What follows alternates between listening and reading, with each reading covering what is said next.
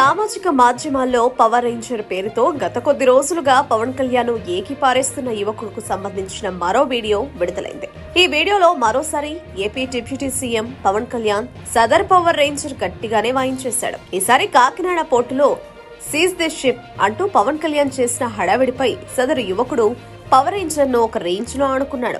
రాష్ట్రంలో బియ్యం అక్రమ రవాణా విషయంలో పవన్ వ్యవహరించిన తీరు ట్రోల్స్ కు గురైంది. ఈ వీడియోలో CM Chandrababu Naidu deputy CM Pawan Kalyan ను ఏకిపారేసినట్టుగా విమర్శించాడు. నేనండి మీ బాబోరిని, పనామా షిప్ ను సీజ్ చేయమనే అధికారం పవన్ కు లేదని, అయినా పని మనిషిలా తీసిపారేస్తానంటాడేంటండి?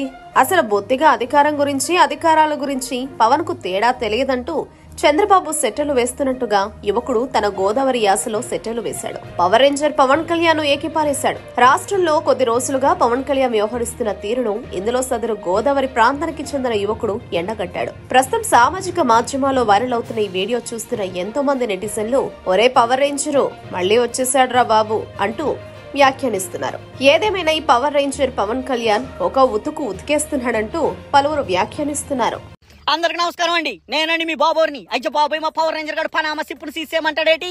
అది పనామా సిప్ అనుకున్నాడా? ఇంట్లో పని చేసే పని మనిషి అనుకున్నాడా? అధికారం ఉన్నంత మాత్రాన అడ్డగోలుగా వ్యవహరిస్తాయట. ఇన్ని రోజులు రాజకీయాలే తెలియదు అనుకున్నాను. ఇచ్చిన రోల్కి రెస్పాన్సిబిలిటీస్ కూడా తెలియని ఈ రోజే తెలుసుకున్నాను. ఆయన కష్టం సోడు చేయాల్సిన డ్యూటీ కద్దరేసుకొని చేస్తా అంటాడేటి? కొద్దిగా కామన్ సెన్స్ ఉండాలి కదా. ఆయన సొంతగా పార్టీలు ఎట్టి పదవుల కోసం పక్కన వాళ్ళకి పార్టీలు కుదవబెట్టినంత ఈజీ కాదు పరిపాలన చేయడం. ఇక్కడ ఇచ్చిన హామీలు అమలు చేయలేక హార్ట్ అటాక్లు వస్తుంటే ఆర్బర్లకు వెళ్ళి ఆడవుడు చేస్తాడేటి? అదేటి ఆల్రెడీ సీజ్ అయిన సిప్పును మళ్ళీ సీజ్ చేయడం ఏంటి?